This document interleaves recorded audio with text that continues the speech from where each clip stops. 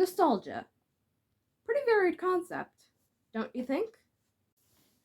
I mean, here on YouTube, we have whole channels dedicated to it. And nostalgia is different for everyone. For example, nostalgia for me is watching Saturday morning cartoon collections and playing with little people. But you watching this, probably don't agree with that. Nostalgia is used in horror a lot, especially in the past couple of years. Did you know that in 2022 they're making a Gritty Grinch reboot where the Grinch is a serial killer? Yes, the most iconic Christmas picture book of all time is getting turned into a blood and gore fest. Now, you have to wonder, when did this start? And when will it end?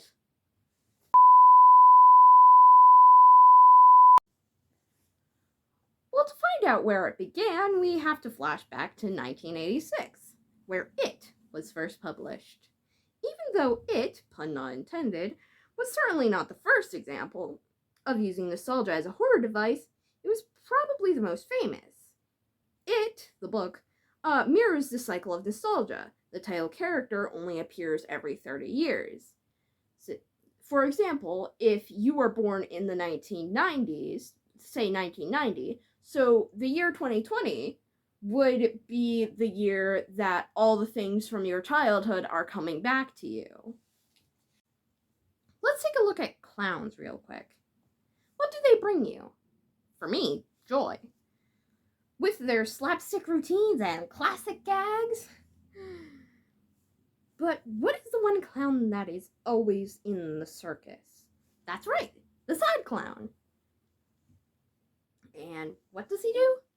He does those same slapstick routines, but with a frown on his face. But we just laugh and laugh and laugh and laugh, even though this guy is probably having the worst day of his life.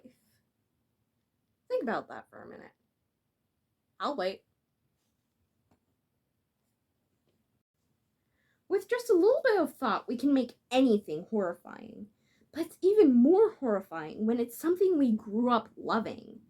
Think about those My Little Pony creepypastas that you clicked on as a kid because Rainbow Factory is a big thing in your fandom, and you never thought of Rainbow Dash the same way again.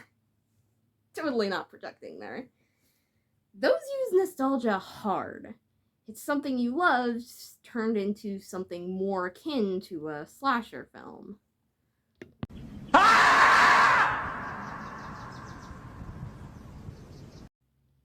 Let's flash forward to the year 2000, when the cult classic video game American McGee's Alice was published for home computers. In the game, you play as Alice, a mentally scarred girl with trauma from her family's house burning down, and her being the only survivor. Her mind palace is a place called Wonderland, where a lot of strange things happen. Alice in Wonderland by Lewis Carroll is one of, if not the most, revamped nostalgic franchise. We want to apply logic to Wonderland, even though it is devoid of logic. So, what do? We make Alice not in her right mind. Or, if you're Tim Burton, make Wonderland a very real place. Either way, we somehow managed to make Wonderland scary.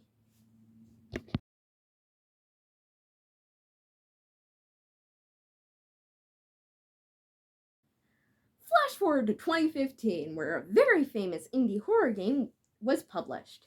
I'm not going to say its name, but know that it starts with an F. What is it parodying? The 80s Chuck E. Cheese restaurants. Again, reiterating the fact that nostalgia is scary. 2019, Scooby-Doo's 50th anniversary. And a reboot of a little-known Hanna-Barbera property called the Banana Splits. Oh boy. This, in general, this is the second most misunderstood understanding of a 70s franchise.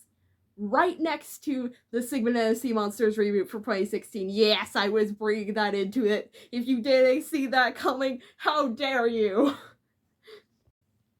Anyway, it's a slasher film milking off the success of that one video game that starts with an F. Why, though? We got a miniseries in 2008. Why did we have to make it scary? Yeah. Why did we have to taint the poor Banana Split's public image? Because it's a cycle of nostalgia. The last time before 2019 that the Banana Splits were relevant was in the 90s. The people we can milk off nostalgia now are the people who grew up with the Banana Splits reruns. What are people into these days? Horror movies, slasher films. The more blood, the better. It makes sense that with the time that this movie came out and the audience that they were pandering to, that this would be a horror movie.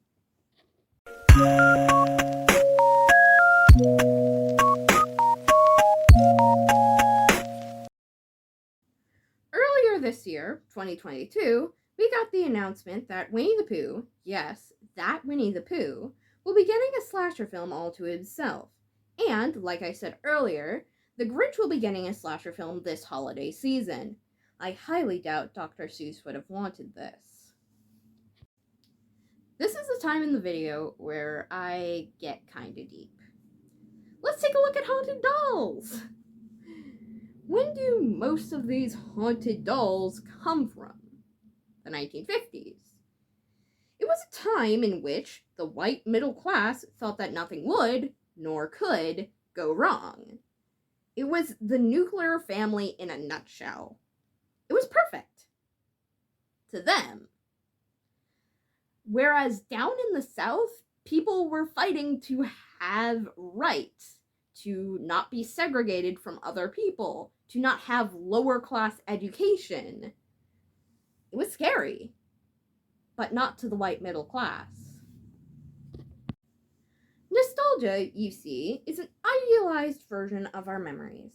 We put our memories on a silver platter, longing for that time that didn't really happen. For me, playing with my little people was a grand adventure. But I know, and you know, that I was just a dumb 5-year-old playing with dolls. Oh, right. This segment was supposed to be about dolls. What do dolls represent? Well, maternity, childhood, innocence, all ideals of the white middle class. The nuclear family. Remember what I said about down south? If you examine nostalgia with even a slight bit of skepticism, it all comes crumbling down. I think that's why all of our haunted dolls come from that era. It was insanely nostalgic, but also insanely scary. If demons did possess those dolls, it would make sense. People were already filled with demons of hate, so why couldn't some of that energy get into what represented the era?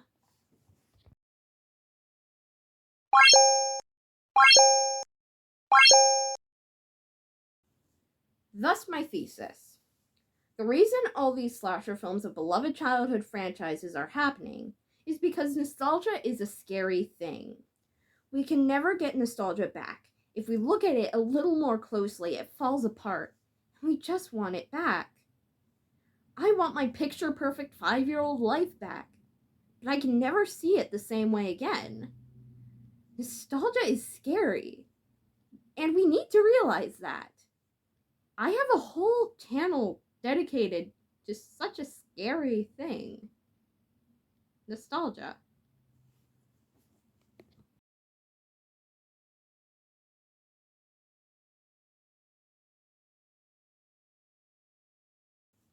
Thank you for watching this video. Thank you to my co-writer, V. Thank you to my editor, Patty Patterson. And that's been your alarm clock call for the day. no witch in sight, feel free to carry on with your day. Can't the future just wait? Can't the deadlines come fashionably late? I could push every goal back, take control back, if they roll back the rate at which time starts to fly. Never landing or passing by, never taking a break, never making me retry, every nickel and dime, every quarter to two. But maybe it's time to let time pass through.